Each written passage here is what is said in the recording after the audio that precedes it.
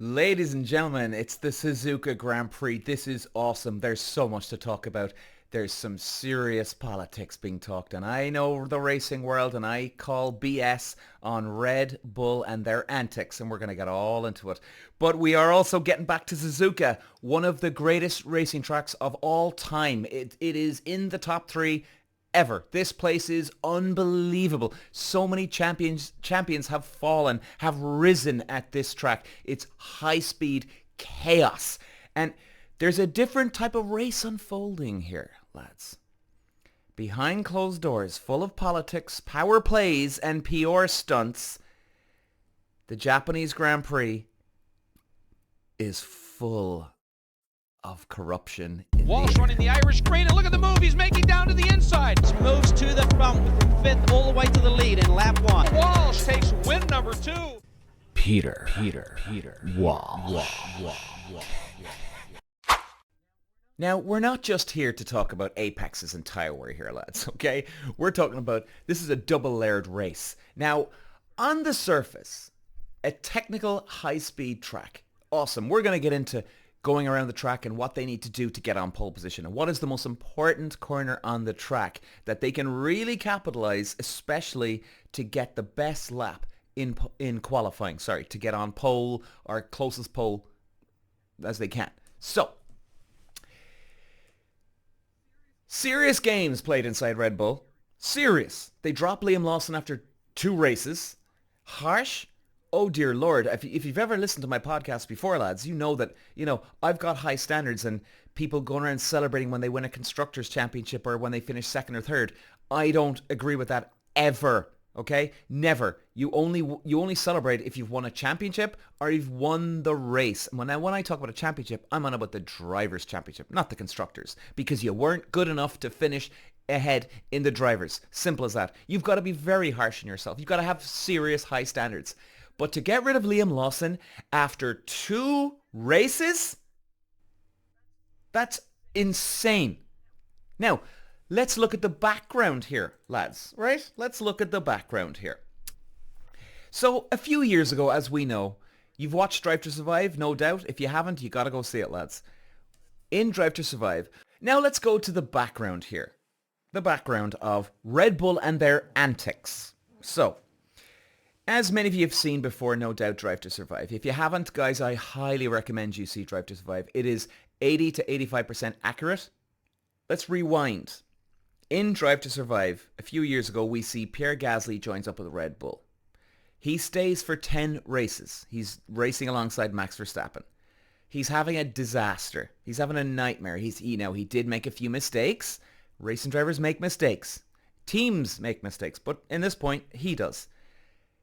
He has a couple of disasters. He does have a couple of solid finishing results. He finishes just behind Max Verstappen in a couple of races. And let's not forget, this is the time where Hamilton was dominating. Verstappen and Red Bull were kind of finishing 3rd, 4th, 5th, 6th, maybe a few wins here and there. So they weren't at their peak right here. So Gasly was still doing and giving results around the same as Max Verstappen. There was a few races where he finished just behind Verstappen. So, he's not too shabby, huh? Right? Okay? So, when we get to it, after 10 races, they drop him. He's not good enough, blah, blah, blah, he's gone. Then they bring in Alex Albon. Okay, so what does that tell you? That tells you that Christian Horner and Helmut Marko, the real leaders of the team, they're cracking the whip very quick. They gave him 10 races. They're ruthless. Right, you know what? This guy's not performing. Out you go. Good luck. Normally, lads, in racing, you don't get sacked midway through a year. It doesn't happen much. Now, I think it's going to be becoming a fashion trend at this stage in Formula 1 and racing, but it just doesn't happen. All right? And, okay, call it harsh, right? Whatever you want to call it, but point is, they dumped him after 10 races. Right, let's fast forward into Sergio Perez. Now, I've been shouting from the rooftops that people are wondering, well, come on, why are they holding on to Sergio Perez at Red Bull? Now, let's rewind a little bit further. Sergio Perez at Red Bull, 2 years. He was good for the first few races, even won a couple of races, and then all of a sudden, boom, gone. Completely downhill. 18th, 17th, 19th, did not finish. All sorts of disastrous stuff. But he still stayed there for 2 years. Now, why would Red Bull, who were ruthless to get rid of Pierre Gasly, why would they hang on to Sergio Perez for 2 years when his results were worse than Pierre Gasly's? And if you want to argue me on that one, maybe let's call it the same. Why wouldn't they get rid of him then? Right? Why? So obviously, there's something else at play. The politics, Sergio Perez, and I know the racing world, and I know that you've got to bring something to the table for a lot of teams. Now, not every team, but for Sergio Perez, he was either bringing Mexican sponsorship or an investor to the team. He was bringing money to the table. And that's why they kept Sergio Perez on all this time. Now, if you think I'm smoking weed in the car park, sniffing glue in the car park, well, okay, whatever. But this does happen in motor racing. And even if you don't believe me still, go back and watch Drive to Survive. And I can't remember what season, guys, bear with me. But it was when Gunther Haas was kind of, his job was on the chopping board here. He was hanging on for dear life. And he had to go and raise sponsorship. And Netflix even showed this. Gunther Steiner sits down with a German company and he's looking for sponsorship off them. And they even said that they'd want, if they have a German driver in the team, that they'll invest. Which, by the way, I'm not arguing about. That's extremely understandable for Gunther Steiner and for Haas. It's extremely understandable for even Red Bull, which we're talking about here. You know, they need to keep the lights on, pay wages, etc. And it's also understandable, let's go back to Gunther Haas, it's also understandable for the German company investing. Of course they want one of their own blood in the team and flying the flag for Germany. Who wouldn't, right? Who wouldn't? So it's very understandable, but you even see that in Drive to Survive.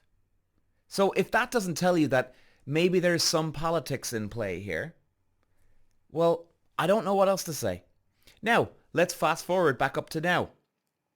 Liam Lawson gets banged out of the team. Like I said, I've got big standards. Very harsh to do that after 2 races.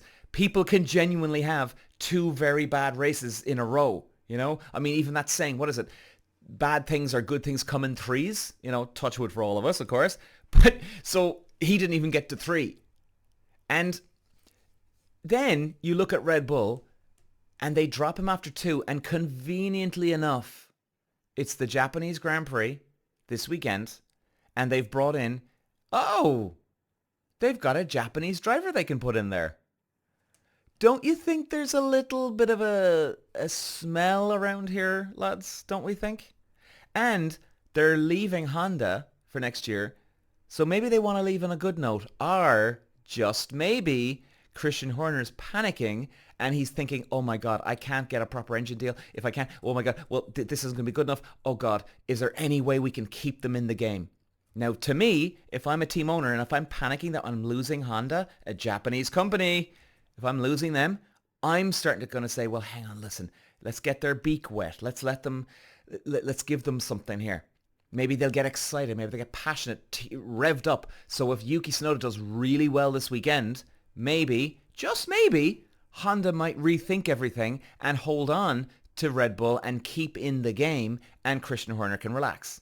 Now, that would mean giving up Max Verstappen and giving Yuki all the attention, which seems now, that's where I'll even call it. That seems a bit of a long shot. It's hard to see that they'd sort of let Yuki just walk away into the distance and give him all the equipment.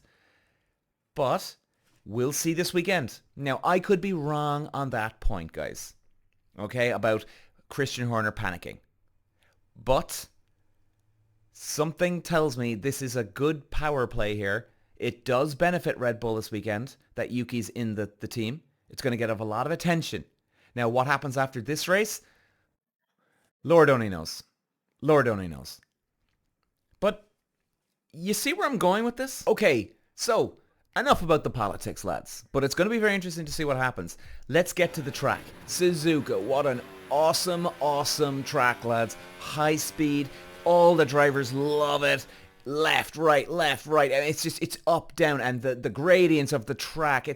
It's a roller coaster in a Formula 1 car, lads. It really is. This place is just awesome. Watch onboard footage, you'd see it. Now, the most important corner on the track, the spoon curves. Now, in a way, the spoon curves are all one long corner.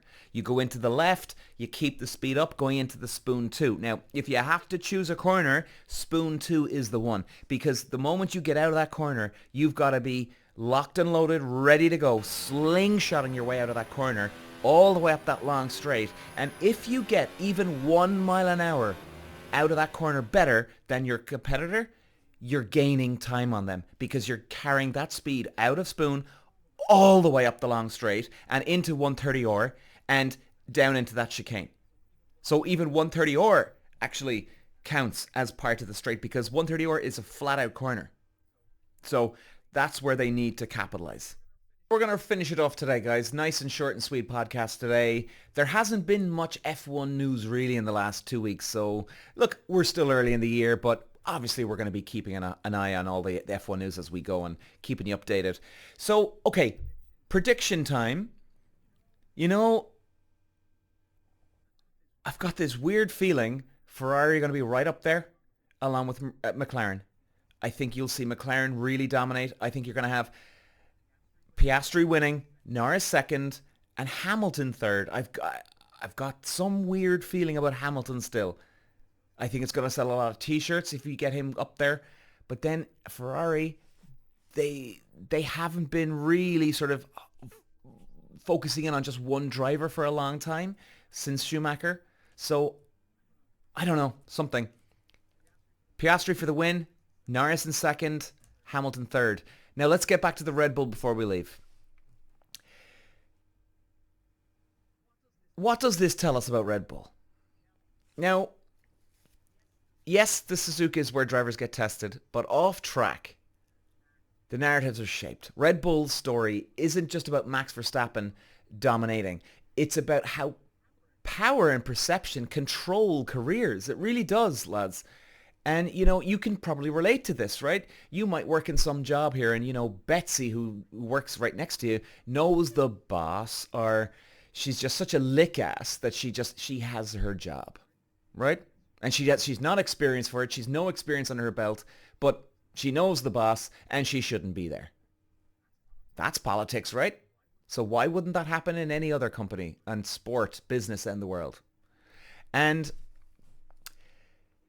it's a reminder that behind every helmet is a business. Behind every driver choice is a sponsor. Behind every result, there's a strategy. So while we watch Verstappen blaze through 130R, remember the real race is just about as much what's happening in the boardroom as it is in the pit lane.